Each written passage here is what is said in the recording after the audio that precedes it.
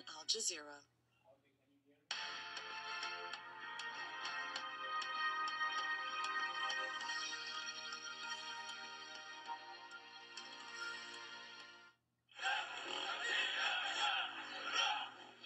Cheers and celebrations. Syrian government forces win a decisive battle against the rebels in Qusayr.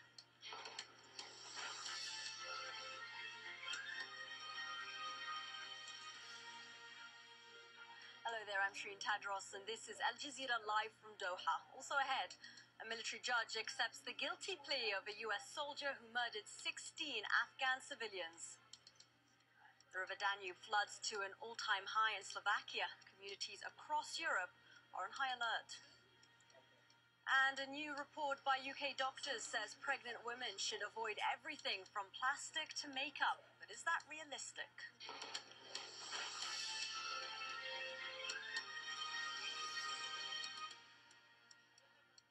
Syrian troops are in control of the strategically important town of Qusayr. The assault to recapture it from rebels has been criticized by the US, and it's also been followed by rocket attacks on Baalbek, a Lebanese stronghold of Hezbollah.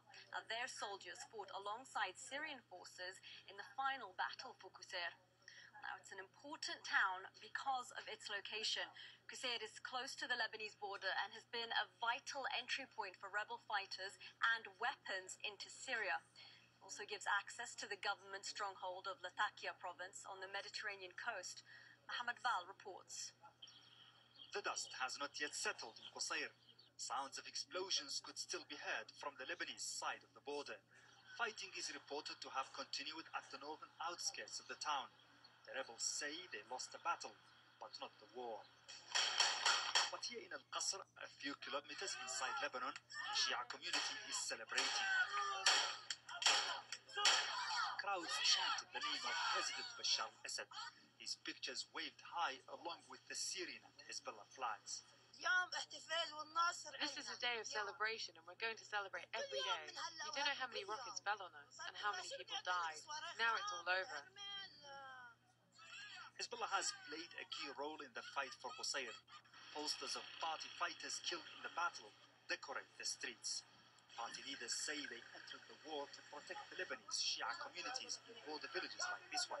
But such involvement has drawn harsh criticism from both Arab and Western countries. They are accusing Hezbollah of intensifying the sectarian aspect of the Syrian conflict. And this is another Lebanese town, but the mood here is not one of celebration, but rather of sadness and apprehension, especially in this makeshift camp made for the Syrian refugees. There are close to 25,000 Syrian refugees in the Sunni town of Qusayr, most of them from Qusayr and its countryside. This woman lost her first husband, who served as an officer in the Syrian army during the Arab-Israeli War of 1973. Her second husband and her son were killed recently by the Syrian army in Qusayr. We are afraid of Hezbollah and of more catastrophes being brought on us by these foreign countries who all want the destruction of Syria. After the fall of Qusayr, the people in Arsal feel more threatened. Not only these Syrian refugees, but also the Lebanese Sunni community of the town.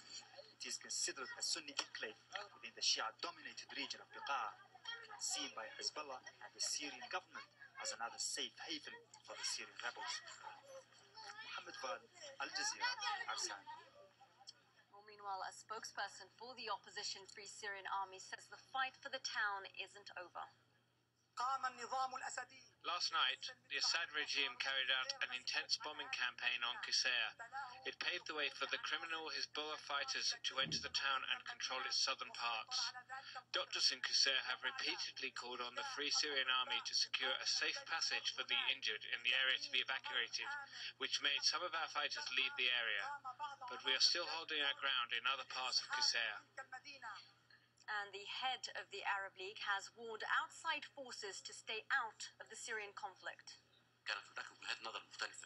There were differences of opinion, but we've agreed on this text, and it reads, "We strongly condemn all foreign intervention, specifically Hezbollah's intervention, according to what was said by its leader. All countries agreed to this, even those who had reservations." Okay, now Majid Rafizadeh is a scholar of Syrian and Iranian issues. He's also the president of the International American Council on the Middle East and joins us live now from Tampa in the US. Now, sir, you wrote recently of the danger of US and foreign intervention in Syria, partly because of the threat of what you called a regional proxy war. Now what we're seeing is increasing rocket attacks on Lebanon, Hezbollah fighting alongside government troops inside Syria. Has that proxy war essentially started? In which case, would you reconsider taking foreign intervention or the idea of foreign intervention in the Syrian conflict? Well, as I mentioned, I still believe that Syria has turned into one of the largest regional and international proxy battleground in our generation. We can say since Vietnam War or the Mujahideen in 80s in Afghanistan. I believe that what we're witnessing, especially particularly in the recent developments, highlights the domestic and regional and international dimension of the Syrian conflict, and actually that highlights the complexity of reaching a resolution in Syria. But given that, exactly that, the fact that there is this proxy war already taking place and it is regional, what do you think about foreign intervention now?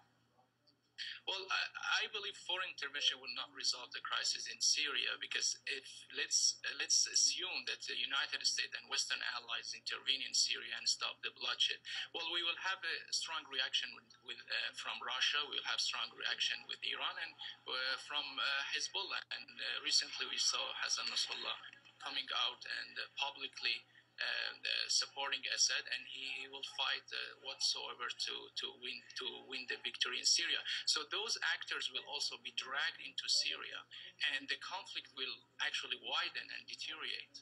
Well, let's talk about those Hezbollah fighters, because thousands of them were in the town of Qusair fighting alongside government forces. Where do you think they're going to go now? Well, I think one of their spokesmen mentioned that they're not going to involve in every battle in Syria, but I think they're sending a clear message that they will fight on the side of Assad until he wins against what they believe are Islamist, extremist, and Israeli-backed groups. And also, I think one of the risks that Hezbollah is making now is dragging Lebanon into the conflict, and I think also it's heightening the sectarian tensions in the region. Okay, and what do you think about the rebel fighters? Surely they must be very demoralized now after this victory for the government in Qusair. 2 years of fighting. Right. Well, I think it's accurate. That's a great point. I think they probably has lost one of the important strategic cities. But I don't believe that will ratchet down the determination of the rebels and the groups that are fighting Assad. I think as we entered into the third year of the conflict in Syria, I think both sides are not showing any signs of giving up, and they will fight until they believe they shift the balance of power in favor of one side. Okay, Majid Rafizadeh there, joining us from Tampa, Florida. Thanks so much for your time. Thank you.